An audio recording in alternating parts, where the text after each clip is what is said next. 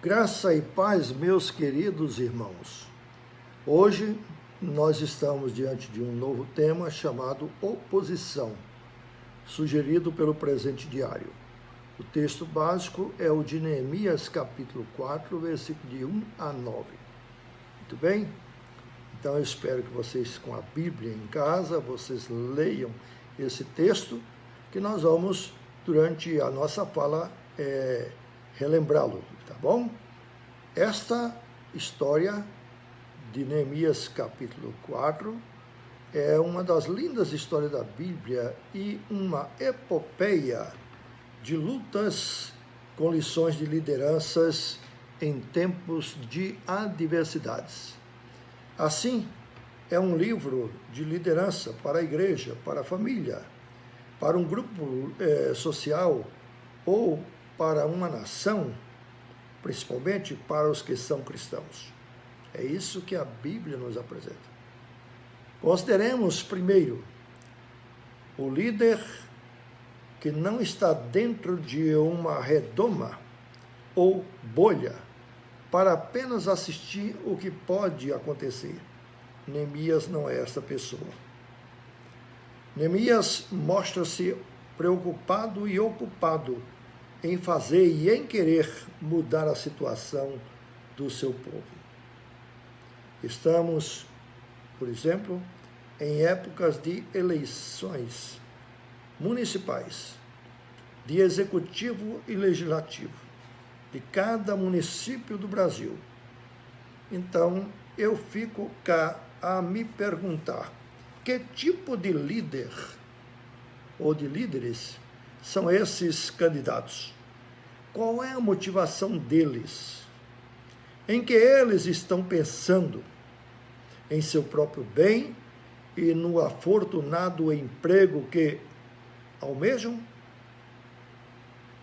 Por que a maioria dos eleitos, logo que começam o mandato, já começam a trabalhar em prol de uma futura reeleição de mandato? Por que alguns encaminham seus filhos, sua família, no sistema de uma possível sucessão? Não seria para manter uma oligarquia familiar? Já perceberam que em muitas cidades e estados do Brasil existem famílias que se perpetuam no poder? Em suma, pensam em seus próprios interesses. Pensemos, quem era Neemias? Diz a Bíblia, era um copeiro do rei. Portanto, tinha um cargo de prestígio, confiança e segurança na corte. Era um funcionário público e certamente bem situado, ou, quem sabe, bem remunerado. Ele ficou acomodado na sua situação e posição? Não. Necessitava ele se preocupar, como diz a Bíblia, a ponto de chorar, de jejuar e se angustiar pelo bem e pelo futuro do seu povo, que estava em terra distante? Neemias capítulo 1, versículo 4. Não seria melhor continuar na zona de conforto que ele estava e pensar, cada um se vire, cada um que se cuide? Não seria isso? Não.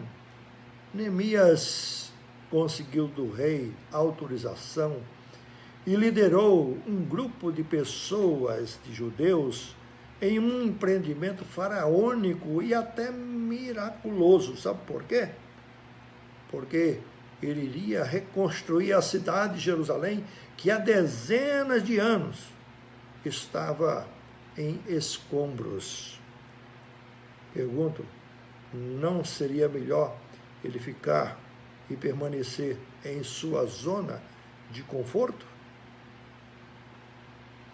Quando conseguiu autorização, pôs-se em andamento o projeto, e que não era, na verdade, seu, era o projeto de todos, do seu povo. porque seus olhos eram o do ser uma bênção e de servir o seu povo e a sua geração. Não era o de garantir um futuro e o futuro de sua família. Se bem que isso não é pecado, é claro. Né? Buscar o seu próprio futuro, o seu próprio bem e o bem de sua casa. Isso em si não é errado. Mas no caso de Neemias, ele não necessitava sair de onde estava para vir para uma tamanha luta, uma ferrenha luta que ele sabia que iria enfrentar. Você tem orado e chorado e jejuado pelo bem de sua cidade, do seu estado, do seu Brasil? Irmãos, confesso que muitas vezes nós negligenciamos. O livro de Neemias é um apelo. Quando fala de oposição, a gente deve lembrar o quanto a gente deve cuidar de pedir o socorro a Deus. Você busca e tem buscado o bem de Jerusalém? Como diz o Salmo, orai por Jerusalém, para que haja paz em Jerusalém. Jerusalém é a figura do reino de Deus. Quem deve estar em primeiro lugar? Você, suas famílias, seus interesses pessoais, seu emprego ou Jerusalém? Ou seja, o reino de Deus. Não disse Jesus? Buscar em primeiro lugar o reino de Deus e todas as demais coisas vos serão dadas em acréscimo. Neemias, em Jerusalém, encontrou a cidade em escombros. Aliás, isso ele já sabia. O pior não era isso. O pior eram os inimigos que estavam ali ao redor. Sambalate e os samaritanos ao norte, Tobias e os amonitas ao leste, árabes ao sul e os asdonitas ao leste. Cercado por todos os lugares, de inimigos que acreditavam e não queriam deixar que Jerusalém fosse reconstruída, e que estavam determinados a prejudicar e a impedir o projeto de Deus através de Neemias. É claro que esta missão, aos olhos humanos, era uma missão impossível ou inacessível. Uma missão que até para os patrícios ficaram, diz a Bíblia, desanimados e muitos deles com vontade de desistir e de voltar, de abandonar. E isso mesmo. Porém, Neemias sabia o que estava para fazer e estava levando em alta consideração quem estava lhe enviando, quem o mandou liderar aquele povo para reconstruir Jerusalém. Deus era o que estava cuidando de todos. Neemias tinha certeza disso, por isso ele pensou, esta obra não é minha, essa obra é de Deus. Foi ele quem me colocou nessa posição de líder para o bem do meu povo. Portanto, ele não desistiu. O que fez ele? Diz a Bíblia, colocou guardas e começou a reconstruir. Reconstruindo todo o muro ao redor da cidade. Depois se preocuparia com a altura do muro. E também colocou guardas em todas as brechas, ou seja, trechos que não foram destruídos, não estavam ainda construídos. Brechas no muro. É muito importante a gente pensar nas brechas que a gente deixa para os inimigos ou para o inimigo entrar. Veja a lição. Coloque guardas, não deixe brechas. Enquanto uns construíam carregando pedras, os outros empunhavam armas para proteger e defender aqueles que estavam trabalhando. Porque os ataques dos inimigos eram muitos, a luta era ferrenha e era necessário também pegarem armas para a efetivação daquele projeto, cuidar e zelar de Jerusalém.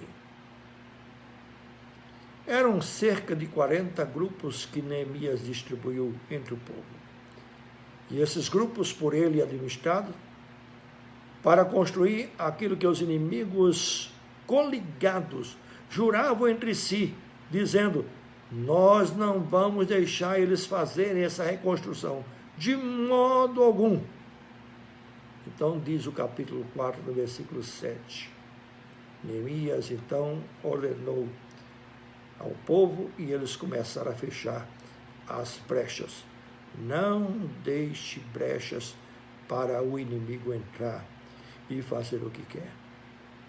Se a gente presta atenção a esse conselho, quantas brechas nós deixamos na vida moral, espiritual e de outras áreas para o inimigo dançar e rolar. Foram muitas as dificuldades e lutas enfrentadas, mas eles concluíram que a obra em menos de 2 meses. Os liderados de Neemias estavam unidos em acreditarem no líder, que dava o exemplo de piedade e de dependência a Deus. Veja o que diz Neemias capítulo 4, verso 9. Porém, nós oramos ao nosso Deus e, como proteção, pusemos guardas contra eles dia e noite. Depois a gente encontra no versículo 14, na última parte desse versículo, dizendo: lembrai-vos do Senhor grande e terrível, e pelejai pelos vossos irmãos, vossos filhos, vossas filhas, vossa mulher e vossa casa. Queridos, é quando eu vejo aqui no versículo 14, essas instruções: lembrai-vos do Senhor grande e terrível, e pelejai pelos vossos irmãos, vossos filhos, vossas filhas, vossa mulher e vossa casa. Este versículo me faz lembrar que eu, como pai, você, como um pai cristão, tem uma tremenda oposição na construção do seu lar, de sua família, principalmente no sentido também espiritual, porque eu sei que você envia esforços no sentido material, no sentido financeiro.